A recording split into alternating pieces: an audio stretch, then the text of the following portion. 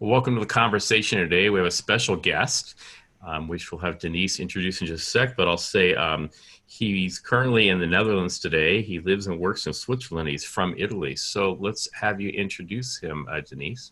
Well, first, thanks, Barry, and thanks for being my co-host today. Always good to see you. And hi, everyone. Today we have with us Pasquale, and I hope I get this right, Cirillo. So Pasquale, again, thank you for your time and making time for us and to share your insights and experiences with us. So thank you. So why don't you tell us a little bit about your background and kind of what you do? Okay, first of all, thank you very much for having me here. My name is Pasquale. Have a double career in the sense that I work at the university. I work at the moment now. I'm in my office. You see the whiteboard with strange formulas. So I work at the Delft University of Technology, which is in the Netherlands. Delft is a small city between The Hague and Rotterdam in the southern part of the country. And our university is the most important technical university, polytechnic university in the Netherlands, and one of the top in the world. So we are ranking first for a lot of nice faculties. I'm part of the mathematics faculty, and my chair is the chair of applied probability. So here I work in the applied probability framework. Most of the applications I work on are financial, and that's why I'm also the coordinator of the financial engineering specialization. So I coordinate a special track for our students that want to specialize in financial engineering. Besides the academia, I do quite some consulting, and my consulting is typically in risk analysis and data analysis, and my clients are insurance companies, banks, and those guys. Great, thank you. Excuse me. So let's, if we can, talk about the risk analysis. I'm so sorry. The risk analysis of losing your voice. I am. I'm so sorry. Now that's real life risk. Yes. That is real life risk. So how can we, when we talk about risk, how can we, one, understand risk and all of the implications of risk, as well as then apply the concepts of risk management to business in a way that, as businesses are trying to be more agile, how can those two be interconnected, or can they be interconnected? For sure they are. And they are interconnected by one simple fact. And that's the fact that we are there. And when I say we, I mean we humans. Why? Because one thing that I like to say a lot to my students, but also to my clients, is that if there is one thing that is really human in its nature, is risk. So if there are human beings, there is risk. Whatever type of risk, but there is risk. And if there is no humanity, there is no risk. Because risk is something which is very linked to us. All our activities, and so business is one of our activities, is naturally endowed with risk. So you find risk everywhere, and the right management of risk is fundamental for every activity, and so for business as well. And when I say right management, I'm saying that from one side, you try to assess, identify, and hedge risk, but you also exploit risk, because every time there is risk, there is a good chance that there is an opportunity. So if you want to catch an opportunity, there is always a risk involved. Without no risk, no gain. So it's as simple as that.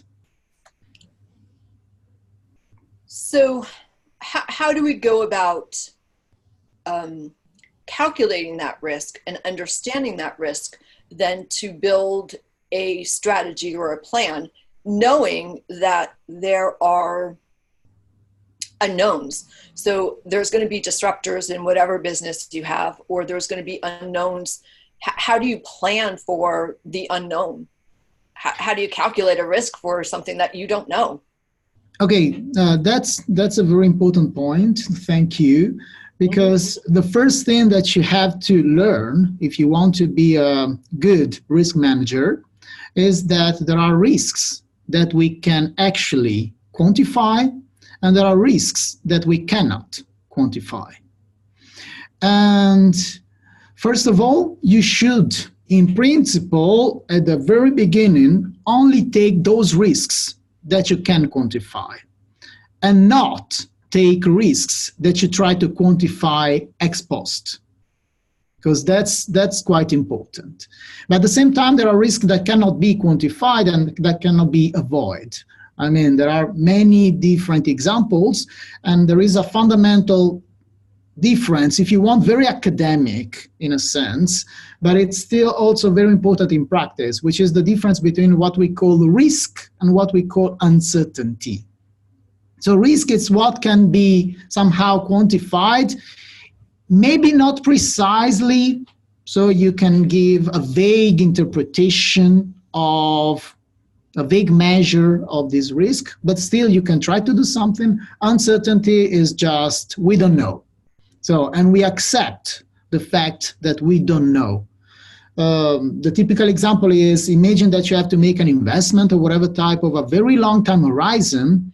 Over a very long time horizon, our world is running at such a fast pace that we don't know what is coming out, what innovations are disrupting the business in 10 years from now. So, and this is something that makes no sense to try to quantify. But at the same time, we need to be humble and be aware that there is always the chance that something does not go the way we thought it would.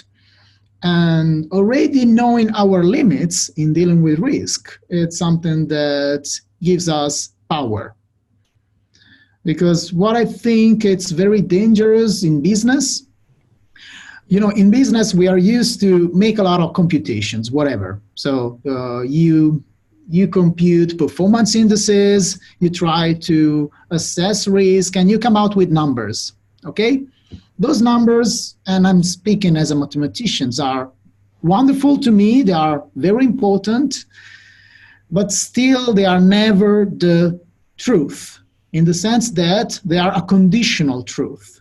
They are true until our model is correct. But there is always a nice chance that our model is wrong.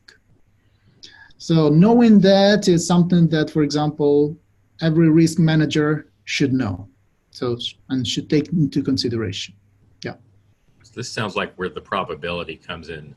I know, like, for instance, here in the United States, when they predict weather, they don't say it's going to rain or it's going to be sunny. They give you percentages. So where does probability fit into this whole risk? I mean, probability enters. If you want to give a useful definition of risk, risk is essentially the probability of an event that can generate some type of loss. And loss can be defined in very general senses. So it can be a financial loss if we are speaking about finance, but it can also be the loss of your life.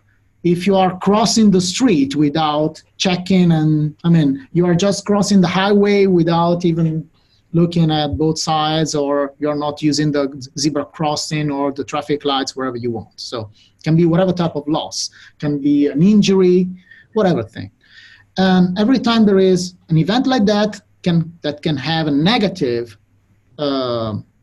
consequence for us, and that event is not certain in the sense that we can say it happens with a probability 100% or probability 0, so it will never happen. Every time there is this uncertainty, there is risk.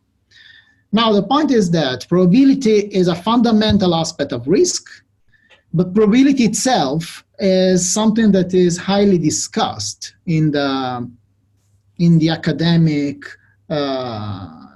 discussion, because there are people that believe that probability is something that we can actually objectively estimate other people, and I'm in that part of the discussion that believe that probability is highly subjective, in the sense that if we take the three of us, we will have probably very different assessments of the probability of different events. Maybe we all agree that something can be possible or impossible. That can be the chance. But then for the specific estimate of the probability, we will have very probably different numbers. So when you were talking about the humanity of risk, is that something that you're kind of talking about, Pasquale, when you're saying that if all three of us have a different idea or perception or Yes. outcome, right? It's because of our own personal experiences, insights, theories. Is that what you mean by the human side? So it's that and more than that, in the sense that for sure, since our assessment of probability is very likely to be subjective, in the sense that it will depend on our knowledge, our different backgrounds, our different perceptions, our different beliefs in general. This is already human. So, and since probability is in the definition of risk, it makes risk already human dependent, but it's even more. And it's the fact that when I gave you the definition, I was telling that it's the probability of some event that will generate a loss for us, what a loss means. But you understand that the consequences of a loss are highly subjective. In a sense, I mean, if you are poor, losing $1,000, it's a big loss. Yeah. If you are Bill Gates, yeah, I mean, it's like maybe you are not happy. I mean, maybe you are not happy of losing $1,000. Sure, I agree with that. But let's say the perception of loss is different. Or even more, an example I always make is the following. Imagine that in your city, in your country, there is a very big dramatic event like an earthquake or a big flood. Okay. Now, if that happens in your city, there is a high chance that either you or your family or your friends or people you know are affected by the event. So this is highly dangerous and highly important for you. If the same event happens on the other side of the globe, you will not be happy, that's for sure, because we have empathy with our fellow friends on the planet. But still, for you as a person, is not the same. And it's still the same event. I mean, it's a flood, it's an earthquake. Now, imagine that the same earthquake happens on the surface of Venus. Who cares? And why don't we? Yeah, it can be interesting for some scientists studying the phenomenon, but it's not even perceived as risky. Why? Because there is no consequence for humanity. So if you remove the human beings, you're essentially annihilating risk. It becomes just a description of something that can be of scientific interest, that can be funny, something that you can tell your friends in a funny conversation, right. But you're removing the risk. Mm-hmm. There's a relevancy there that kind of plays. Yeah, it's how close you are to the event, and close in the sense of consequences, perception. I mean, it can also be that you are far away, but at the same time, I mean, you have a very strong tie with something, and the risk is high for you. So we talk a lot about risk. What about the flip side, the success or the opposite of risk, and where does that fit in? Yeah, that's very important, because as I was saying before, not every time, unfortunately, there are situations in which there are only downsides. But most of the time, if there is a risk, I mean, if there is a risk, like market risk, that is to say you have a portfolio that can lose money because there are changes in the market variable that are prices, volatility, interest rates, wherever you want, there is that risk because you built your portfolio in order to earn money. So in order to have a business opportunity on that portfolio. If you are an entrepreneur and you create a company, there are a lot of risks. But this is the money you have to pay. So that's the price for the fantastic business opportunities that you have in front of you. Let's say that we always say in finance, we say that there is no free lunch. Okay? And if there is a free lunch, it's something that disappears quickly because it's immediately exploited by the market until it disappears. Okay, so risk is the price that you pay in order to have business opportunities in all fields. I mean, and can be, if you open an ice cream shop, you will have some sort of risks. If you are a hedge fund, you will have other type of risks, but they are all, every time they are the price for the activity that you are essentially managing, creating. I think that's right, because we hear the term risk reward, or you go to the doctor and you have a difficulty, you need a medicine or maybe a surgery, and there's a risk. Yes. Or the reward, if you can get to the reward, if you can get to the healthy or the no pain or your arm is working fully or whatever.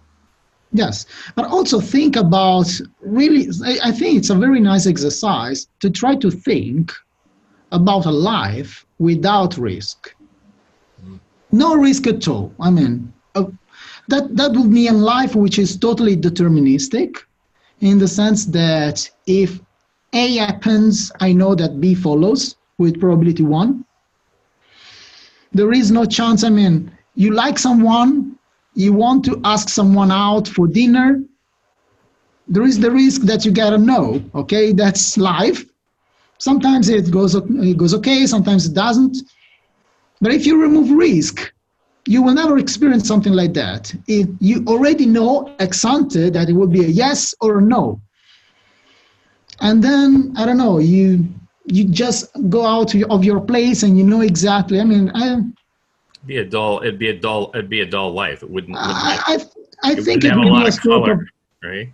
a sort of nightmare, actually, because Yeah, if there is right. no uncertainty, I mean, what's the point? I mean, if you wake up and you already know how and when you will die, in a sense. Right. So we talked a little bit about the uncertainty and how it relates to risk. And can you talk about, I always think, when I was thinking about risk, I was thinking about the two acronyms of VUCA and UDA, and the uncertainty and the volatility, the uncertainty, the complexity, and the ambiguity. And then on the flip side, the observe, orient, decide, and act. And to me, that risk is like in there, in its form, because you have to really kind of observe or have an awareness to that risk, and then orient yourself, and then decide and act upon that, right? Whatever that might be. And when you're talking about like the stock market and the volatility, can you speak a little bit in terms of that volatility and that ambiguity as it relates to risk, and how we can, again, kind of use those theories and concepts in business, and either the agility of business or the anti-fragility of business? Yeah, I mean, volatility is just a way of defining the fact that you have a certain number of outcomes, possible outcomes, and there is variability in that. So when there is a lot of volatility on the market, for example, for prices, it means that the oscillations that you can observe for prices are very high. And in other periods in which there is low volatility, on the contrary, the oscillations are much smaller. Okay, so it's just a matter of the magnitude of the oscillations of what you see. So if you want also a measure, maybe not the best one, at least in my opinion, but one of the measures of risk that you can actually use. Now, we tend, and when I say I speak in general, we tend not to like volatility. Okay, because we say, okay, if there is a lot of volatility, there is a lot of risk on the market. But it's also true that if there is a lot of volatility on the market, typically there is also a quite nice chance of high profits, high losses for sure, but also high profits. And the same is when you, in whatever type of business. So if you're an entrepreneur, unless you want to exploit the system, maybe because you work in a sector which is under the government control and these kind of things, actually you like volatility, because it's only if you are in a very volatile market that you can grow and explode and become the greatest one, because actually that's the ambition of every entrepreneur, to become the biggest one, the most important, the new Amazon, the new Microsoft, the new Apple, whatever you want to think of. So, and for that you need volatility. So if you compress volatility on the market, you will never be able to achieve something like that. And now what is important from a risk management point of view, as you were saying, is that first you need to be able to identify what are the possible sources of risk. You need to be able to assess risk. Assess means put in a flag. It can be a number, it can be, I don't know, a name. So if you decide that bad risk is called, I don't know, Carl, you call Carl. And if Sue is beautiful risk, you call it Sue. I mean, these are just tags. Numbers are very nice because of their properties, but they are, if you want, you can think of them as tags. And once you have these tags, you can try to make a ranking of the risks. Why? Because in every business, you know that you don't have an infinite amount of money, you don't have infinite resources, so you will never be able to hedge all the possible risks. So you have to make a ranking in which you say, okay, given my constraints, given my resources, I will hedge this one first, this one second, and so on. And from here down, I will accept the fact that I cannot do anything, because I don't have the resources. If I would have more money, maybe I would do that. Otherwise, I cannot. And once you know that, once you know the risks, you know the opposite. So you know that why should I hedge this risk first? Because it can generate a lot of losses, but also because it maximizes my business opportunities. So if you are a risk manager, you know that if you somehow try to stabilize the cash flow of your company by hedging the right risks, you can have a lot of advantages from the tax point of view, for example, or you get better ratings, so you can get easier money from banks or from investors. So there is always something very important in the management of risk. I mean, if you don't manage risk, you cannot be a good entrepreneur, a good manager in general, because the positive side and the negative side, and we tend to think that risk is the negative side, but again, as I was telling before, for me is always the price that you pay for the positive side.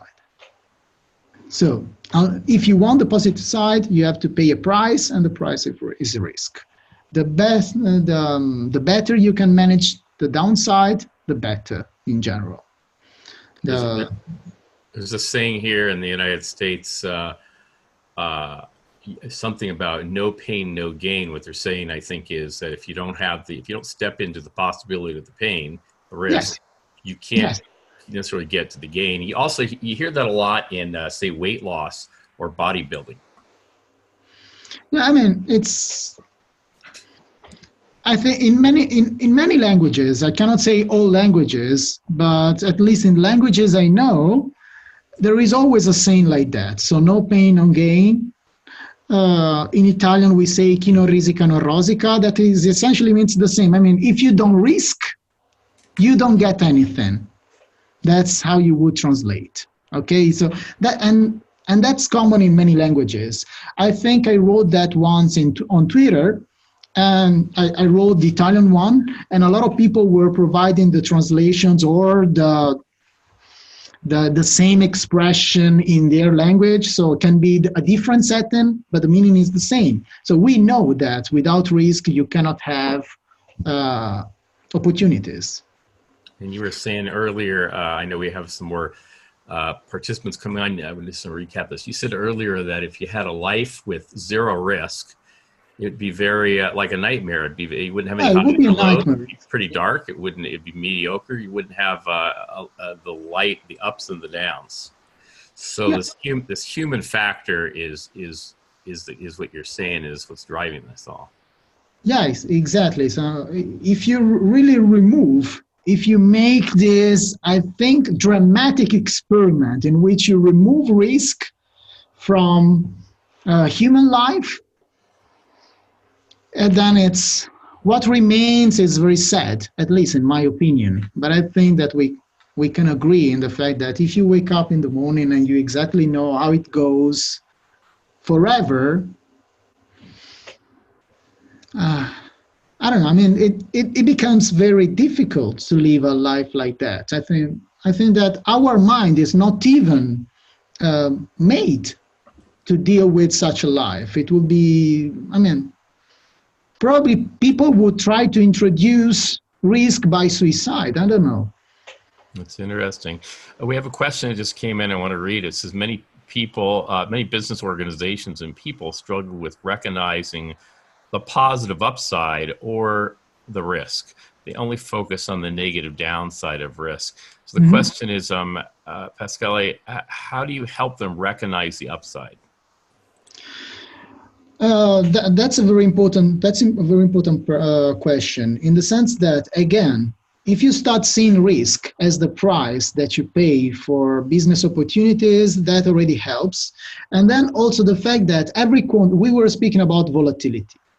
Now, we agree that volatility can be bad, but it can be bad at the individual level, not at the aggregate level. What do I mean? I try to explain. I mean, if there is volatility on the market, it's true that there is a very good chance that there are people going out of the market. They will default, they will go bankrupt, whatever you want. But the same volatility from the point of view of the market and then the system and all the people that belong to the market, the same volatility is a wonderful way of selecting the best businesses, of selecting the best portfolio managers, of selecting the best banks. So if, for example, on the market, we have regulators. I mean, if you work in the banking sector, you know that we have the Basel agreements that try to regulate the market, and then the national law is adapted. What they are trying to do is really to compress risk, so to reduce volatility in market, in credit, in liquidity. And at least from my point of view, this is extremely dangerous, because you are no longer allowing the market to select. And when you make everything the same, then we are very fragile. When we have a market that is made of agents that are all the same, it's very fragile in the sense that if one defaults, there is a good chance that all the others will default because they are the same. I mean, if I default because of something, there is a good chance that there is a cascading effect on the market. So how to teach people about the positive aspect of risk? I'm not saying that you should be completely risk-affine and totally out of your mind and take all the risks in the world. No, this is not the fact. But you always have to try to avoid those risks that for you don't have an upside that is rational, that makes sense. Try to avoid those risks that you cannot quantify. So those situations in which you know that there is a high chance of a loss and maybe a severe loss, whatever severe means for you, but at the same time, you are not able to estimate what's the chance of that. So again, I was telling before, try to take those risks that you can actually estimate. I'm not saying precisely, but to have an idea. It's never good to try to do the opposite, to enter in a market and then to estimate the risk. The perfect example, actually, is something that we experienced in 2007, 2008, and following years with CDOs. CDOs were a perfect example of object of security that was transacted on the market, but nobody was aware of the risk involved. They discovered the risk after. So ex ante, it seems to work, and everyone was happy with that. So everyone was stepping in and selling and buying CDOs because nobody was caring about, actually, there were people in the academia, I have to say, it's not me, but many colleagues I know that were saying, listen, those things are dangerous, and we don't understand exactly how they work, especially if you start to making a CDO of a CDO of a CDO, as they were doing. And this is the typical example of risk that you try to estimate ex post, while you should be aware of risk ex ante as much as possible. Wow, what a conversation this is. It's been a great conversation. So we are really at the end of our time together. I know that went quickly. It's been a great, interesting and enlightening conversation. Pasquale, is there anything that you would have liked to have talked about that we didn't cover? No, I think it was very nice, and then there's this freedom of moving around. Great. Is there, can you share with the audience one kind of takeaway for them, either a tip, a strategy, something that they can, implement in business or in their personal life? Yeah, so I mean, I think that there are a few tips I would give. I mean, the first one is very important, and it is taught in every basic course in economics. I mean, the first thing that you learn is you have to diversify risk, in the sense that if you want to build an activity, if you want to build a portfolio, it's always nice to have you split your investment into different things, so that if one doesn't work properly, you are still safe on the other side.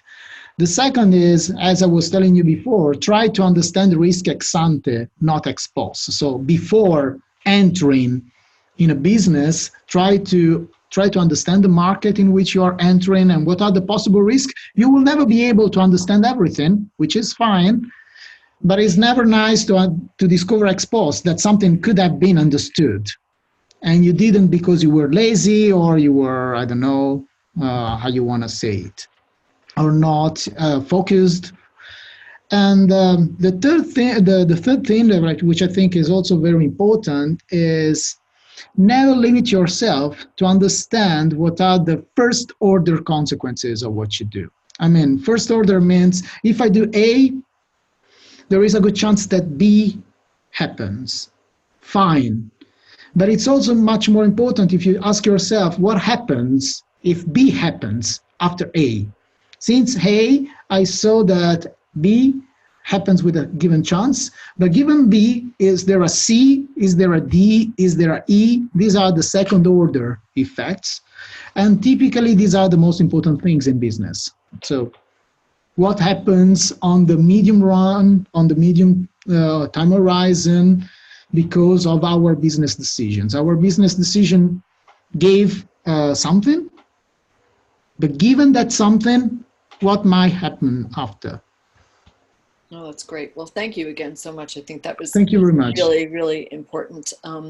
So I can say for everyone, thank you everyone for joining us. And Pasquale, again, thank you for your time and your insights and for openly sharing all of your knowledge.